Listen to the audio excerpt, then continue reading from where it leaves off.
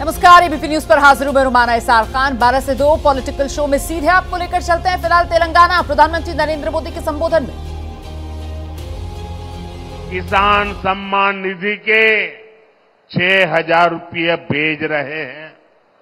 तेलंगाना में आयुष्मान भारत योजना से 80 लाख से ज्यादा लोगों को मुफ्त इलाज सुनिश्चित हुआ है।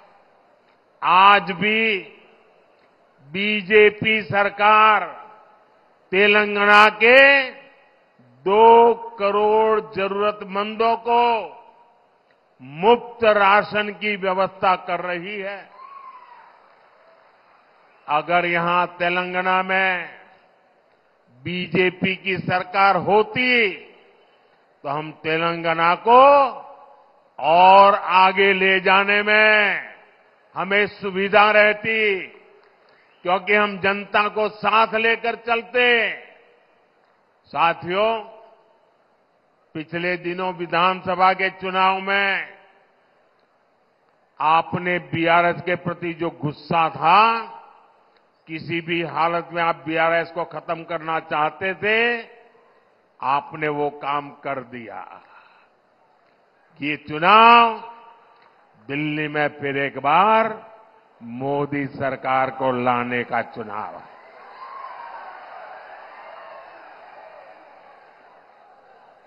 साथियों, हमने सिर्फ 10 साल में भारत को दुनिया की 5वीं बड़ी अर्थव्यवस्था बनाया है। हमने ये भी सुनिश्चित किया है कि इस प्रगति में हमारा किसान, हमारा श्रमिक वर्ग पीछे न रहे। इसलिए हमने पीएम किसान सम्मान निधि जैसी योजनाएं शुरू की। हमने किसान की आर्थिक ताकत को बढ़ाया और साथ ही उस पर फर्टिलाइजर के बढ़ते दामों का बोझ भी नहीं आने दिया। हमने किसान की आय बढ़ाने के लिए फसलों के एमएसपी बढ़ाई। आज इन प्रयासों का लाभ तेलंगाना के किसानों को मिल रहा है। 2014 में धान की जो एमएसपी 1,300 रुपये थी, वो आज 2,200 रुपये है। हमने अकेले तेलंगाना के किसानों से 1,30,000 करोड़ रुपए की धान खरीद की है। ये क्षेत्र हल्दी के किसानों का भी क्षेत्र है। कांग्रेस बीआरएस ने कभी उनकी भी चिंता नहीं की। हमने टर्मरिक किसानों के लिए टर्मरिक बोर्ड का गठन किया। 2014 में हल्दी की जो कीमत 6,000 से 8,000 रुपये प्रति क्विंटल थी, आज उसके 20,000 रुपये तक मिल रहे हैं। गन्ना किसानों के लिए भी हमने प्रति क्विंटल मूल्य बढ़ाकर 340 रुपये कर दिया है।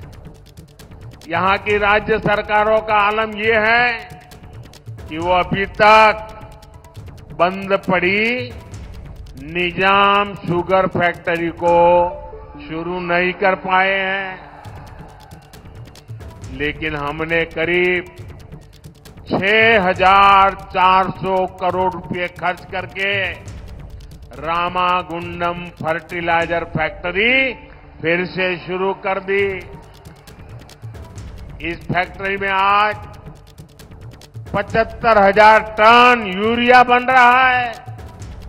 इससे किसानों का फायदा तो हो ही रहा है, युवाओं को रोजगार भी मिल रहा है।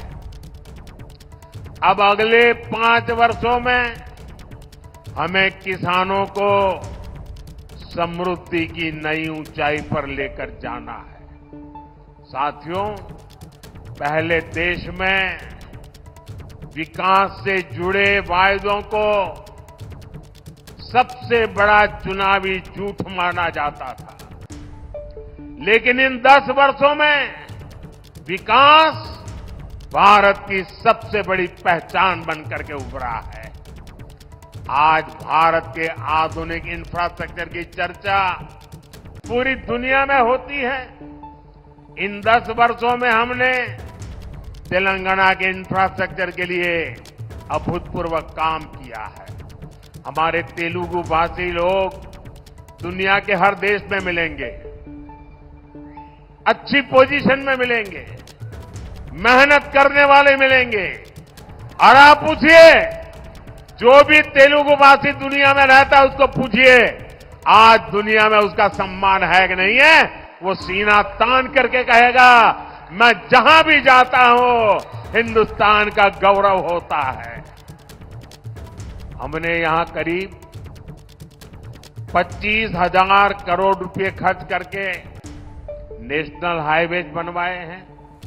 2014 तक तेलंगाना में सिर्फ 2,500 किलोमीटर नेशनल हाईवेज थे।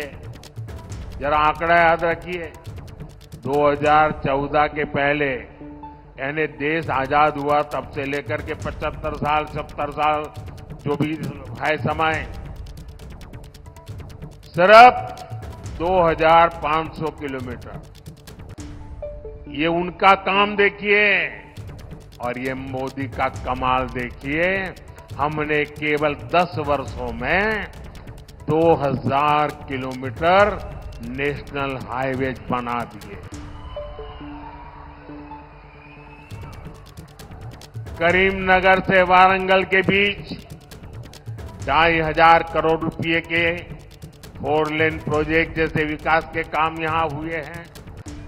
हम तेलंगाना के रेलवे स्टेशनों को भी आधुनिक बना रहे हैं।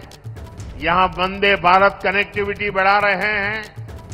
साथियों, आने वाले 2 जून को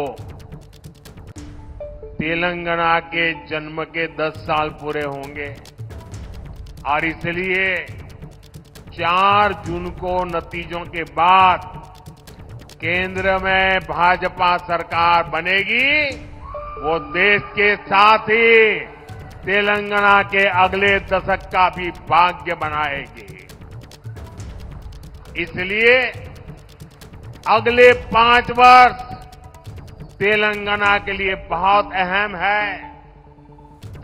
अगले 5 वर्षों में हम तेलंगाना के हाईवेज और एक्सप्रेसवेज इस नेटवर्क को और आधुनिक बनाना चाहते हैं। अगले 5 वर्ष में हम यहां के रेलवे इंफ्रास्ट्रक्चर को बेहतरीन बनाएंगे। अगले 5 वर्षों में हमें डिजिटल इंडिया का विस्तार गांव-गांव तक करना है। अगले 5 वर्षों में हमें ग्रामीण क्षेत्रों में हजारों नए गोदाम बनाने हैं ताकि किसानों को लाभ हो। अगले 5 वर्षों में हमें घरों पर ज्यादा से ज्यादा सोलर पैनल लगवाने हैं ताकि बिजली बिल 0 हो जाए। और इस सब में तेलंगाना और तेलंगाना के प्रतिभाशाली युवाओं की बहुत बड़ी भूमिका होगी।